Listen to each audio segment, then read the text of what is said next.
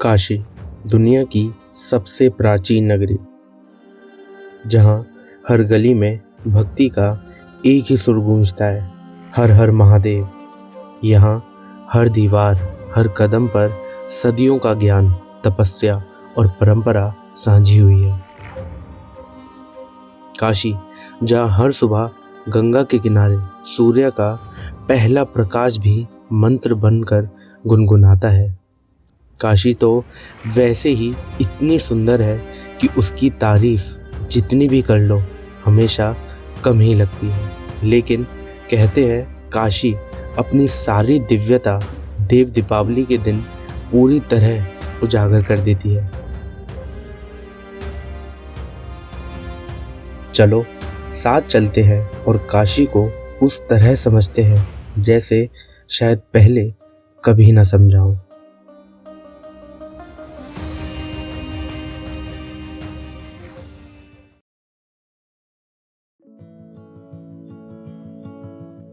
Dev Deepavali in Varanasi, it was on my bucket list since forever एवर। और सबसे exciting बात यह है कि आज ही देव दीपावली है और आज ही मैं वंदे भारत एक्सप्रेस से वाराणसी के लिए निकल रहा हूँ। The timing could not be more perfect.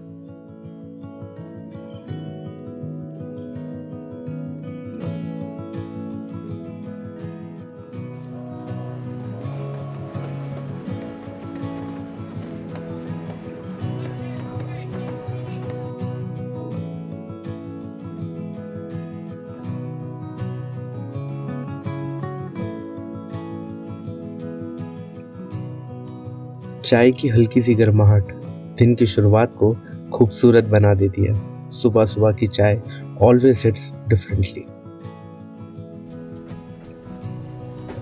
Soft cushioning, warm lighting और वो हल्का सा इंजन का हम, एक परफेक्ट ट्रैवल सिम्फनी।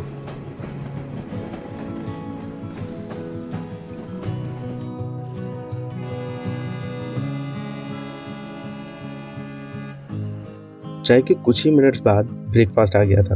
बहुत नीटली सर्व किया गया था और टेस्ट भी काफ़ी बैलेंस था।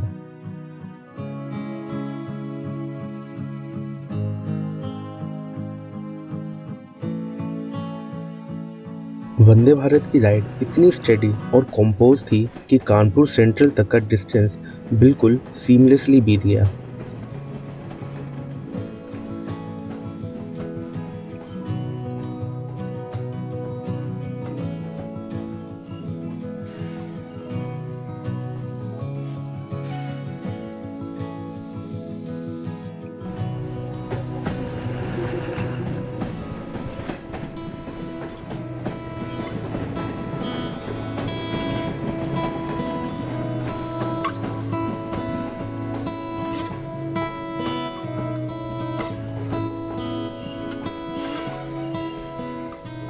प्रयागराज के बाद सीनरी में एक सूथिंग सा ग्रेस आ गया।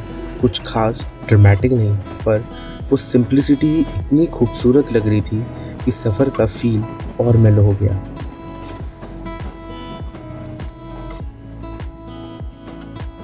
लंच क्वाइटली टेबल पर सेट किया गया और पूरी प्लेटिंग काफ़ी सोफिस्टिकेटेड लग रही थी। सॉफ्ट फ्लेवर्स, क्लीन अरेंजमेंट और एक पॉलिश्ड सा फूड एक्सपीरियंस। वंदे भारत का मील सर्विस जेन्युइनली प्रीमियम फील देती है।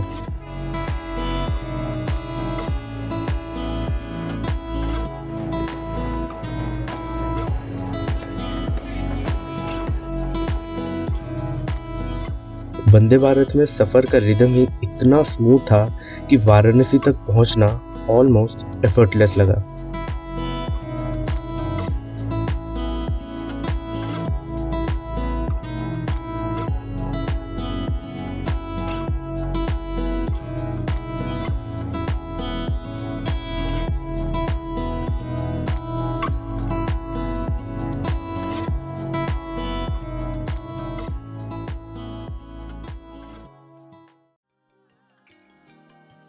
जैसे ही मैं घाट पर पहुंचा, एक अलग ही उत्सव का माहौल था। देव दीपावली की तैयारियां पूरी जोरों शोरों से चल रही थी। घाट के साथ साथ सजी हुई बोट्स देखकर लग रहा है जैसे पूरे गंगा किनारे एक रंगोली बनाकर तैयार कर दी हो।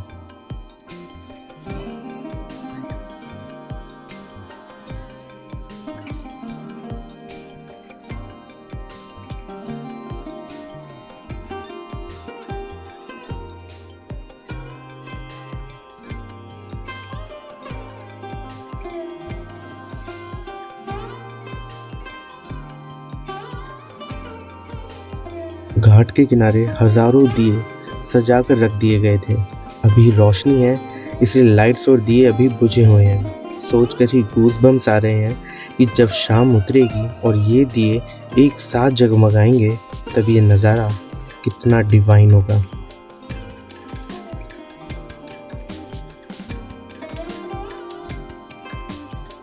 आसपास के लोगों की भीड़ है, हर कोई अपनी खुशी, अपनी आस्था और अपनी एक्साइटमेंट के साथ यहाँ जमा हुआ है।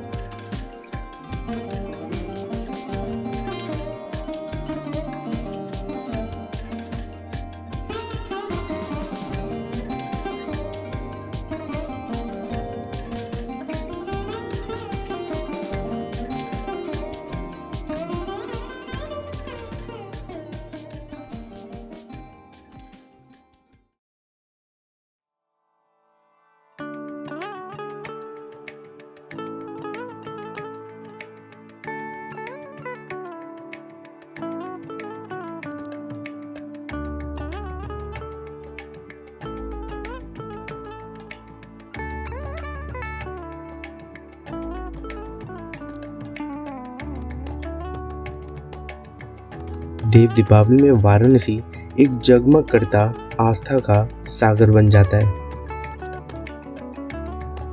आज गंगा के घाट आकर लगता है जैसे आसमान की सारे सितारे धरती पर उतर आए हों। देव दीपावली की रात हर दिया एक प्रार्थना बनकर चमकता है।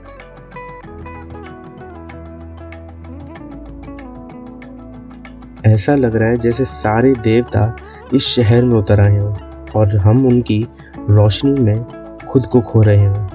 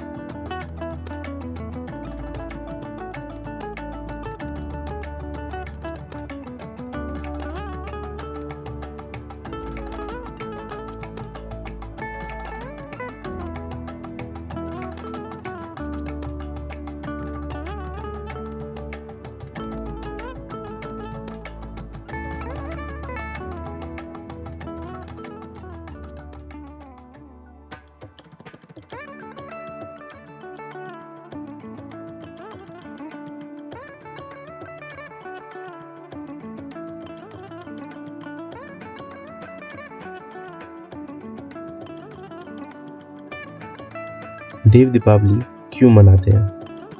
कथा के अनुसार कार्तिक पूर्णिमा के दिन देवता पृथ्वी पर आकर भगवान शिव की पूजा करते हैं। ऐसा माना जाता है कि इसी दिन देवताओं ने त्रिपुरासुर राक्षस को हराया था। इस विजय के उपलक्ष्य में देवताओं ने दिए जलाए, इसीलिए इसे देव दीपावली कहा गया।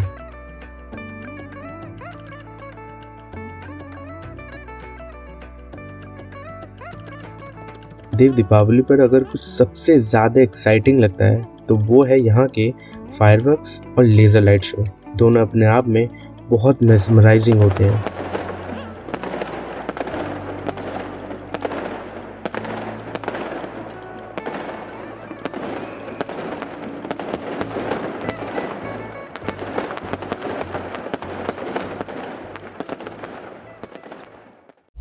जब विष्णु जी काशी शिव जी को सौंप कर चले गए, तब भोलेनाथ ने काशी को अपने त्रिशूल पर धारण कर लिया। अब भगीरथ ने एक अंगूठे पर खड़े होकर भगवान शंकर को मनाने के लिए शिव शंकर का जाप शुरू कर दिया। जब गंगा स्वर्ग से धरती पर गिरे, तब आप बीच में उन्हें अपनी जटाओं में साध लें। आने दो सत्ता को, आने दो।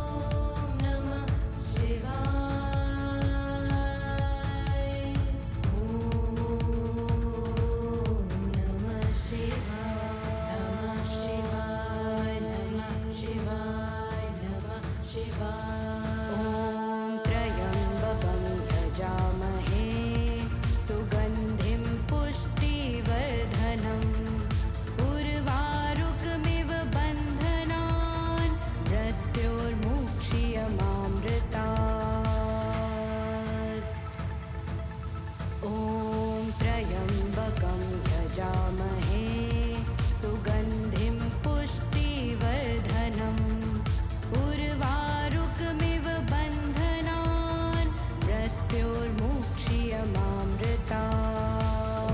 ॐ सः भुवः भुः ॐ सः जूं नमः शिवाय नमः शिवाय नमः शिवाय। ॐ सः भुवः भुः ॐ सः जूं नमः शिवाय नमः शिवाय नमः शिवाय।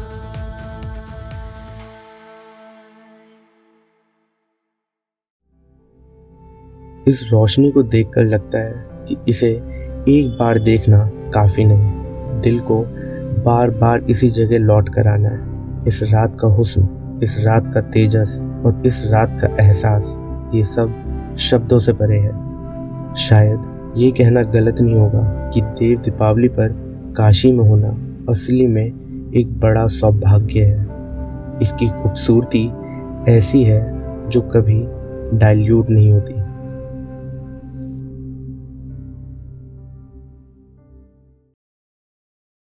अक्सर लोग बनारस को सिर्फ शिव की नगरी के रूप में देखते हैं, पर इस शहर का एक और पहलू भी है जो बिल्कुल उतना ही स्पिरिचुअल है। बनारस का शांत सा हिस्सा सारनाथ, यही वो जगह है जहां गौतम बुद्ध ने बोध प्राप्ति के बाद अपना पहला उपदेश दिया था। बनारस का ये हिस्सा बताता है कि ये शहर भक्ति और बोध दोनों का संगम है।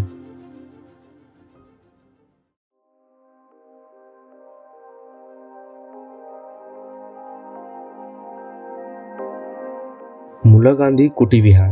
मुला गांधी कुटी विहार सारनाथ का एक बहुत ही इम्पोर्टेंट बुद्धिस्ट टेम्पल है जिसे महाबोधि सोसाइटी ने बनवाया था।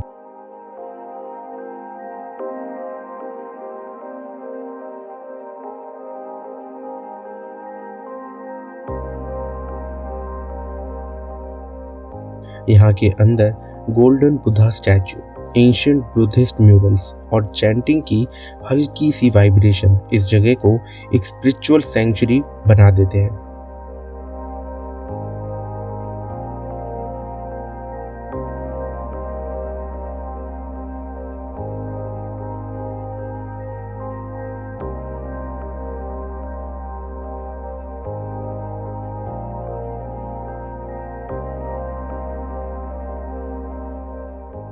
टेम्पल के अंदर बुद्ध की लाइफ के ब्यूटीफुल फ्रेस्कोस जापानीज आर्टिस्ट योशिडा ने बनाया था।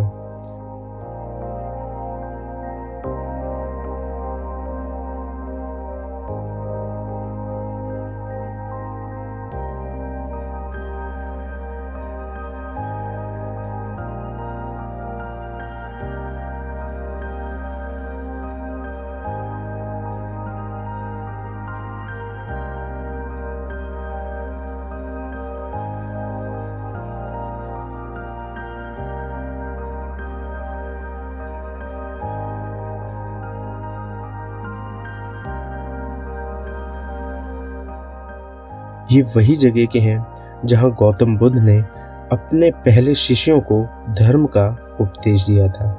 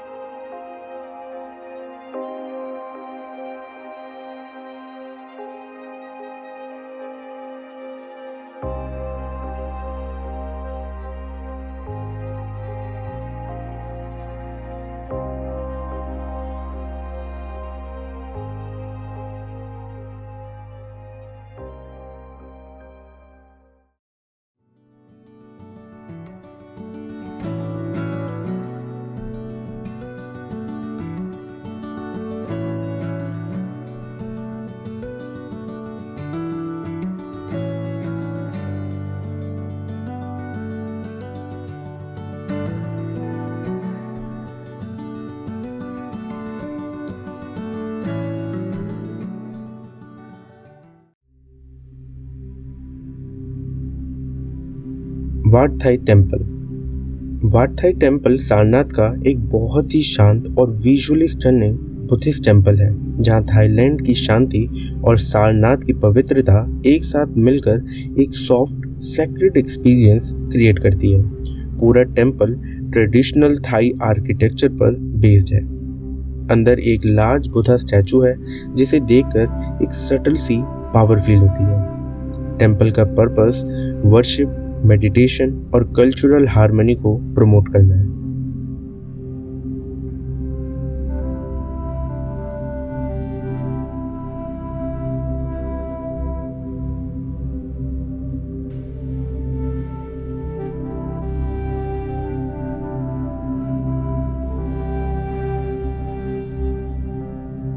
बुद्धा के टीचिंग्स का एसेंस यहाँ आज भी काम ऑरा महसूस कराता है।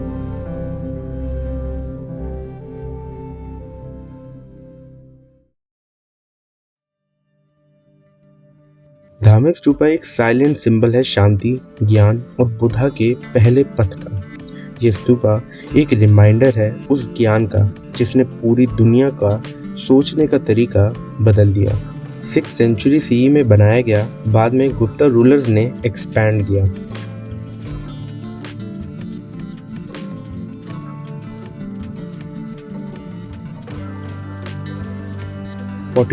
मीटर्स ऊंचा और 28 मीटर डायमीटर का मैसिव सर्कुलर स्ट्रक्चर।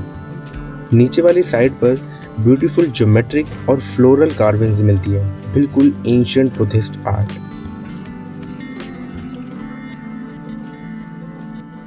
यही वो जगह है जहां बुद्धा ने पहली बार धर्म चक्र परिवर्तन किया था।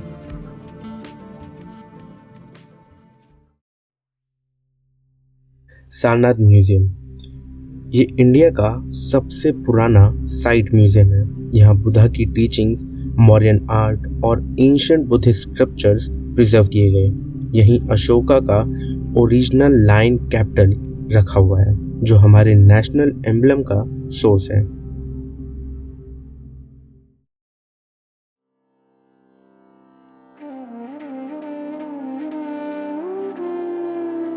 इस मंदिर की सबसे बड़ी खास बात यह है कि यहाँ एक ही अर्घ में 2 शिवलिंग स्थापित हैं।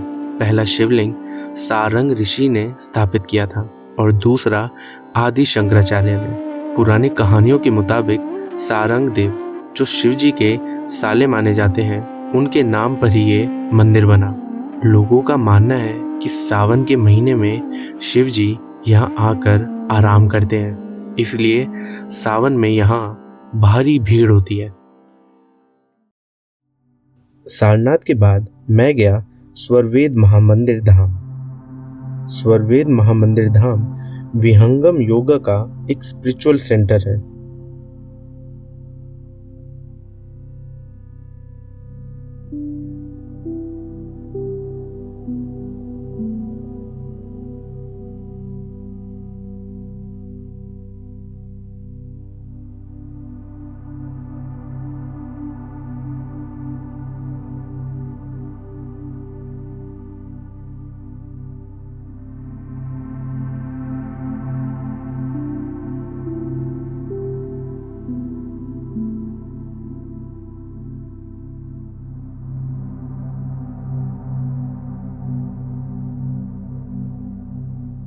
इसका नाम स्वरवेद महर्षि सदाफल देव जी के ग्रंथ पर रखा गया है।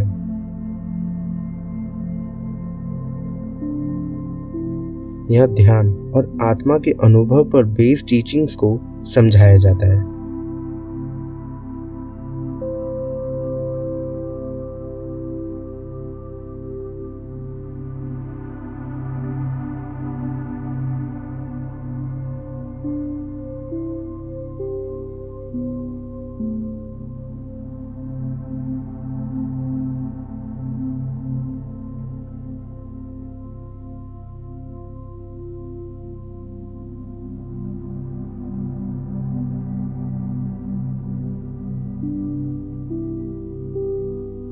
स्वरवेद महामंदिर की शांति में कुछ देर रुकने के बाद शाम होते होते मैं निकल पड़ा काशी विश्वनाथ के दर्शन के लिए।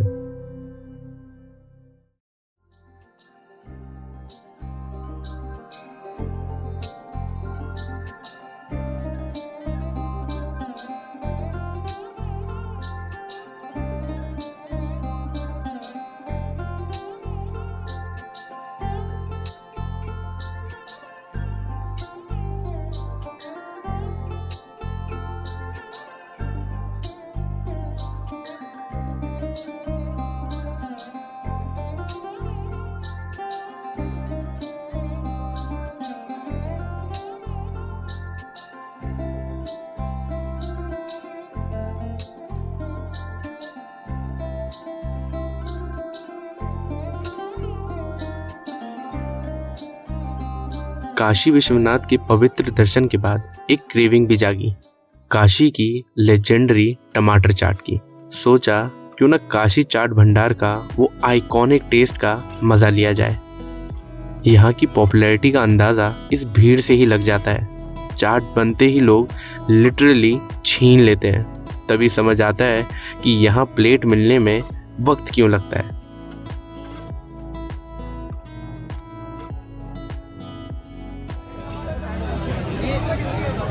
बहुत मुश्किल से मिला है। टमाटर चाट की लास्ट बाइट के साथ आज का दिन एकदम खूबसूरती से पूरा हो गया। इस शहर ने एक बात समझा दी कि जिंदगी हमेशा दौड़ में नहीं होती, कभी कभी ठहरी हुई जिंदगी भी सबसे गहरी होती है। वाराणसी सिखाती है कि कुछ भी सदा के लिए नहीं होता, ना दुख ना सुख। जिंदगी रुकती नहीं, वो चलती रहती है और हम सब बस उसके मुसाफिर हैं। और कहते हैं ना कि जिंदगी एक चक्र है, जो आया है वो बदलेगा और जो बदलेगा वो फिर से नया होगा।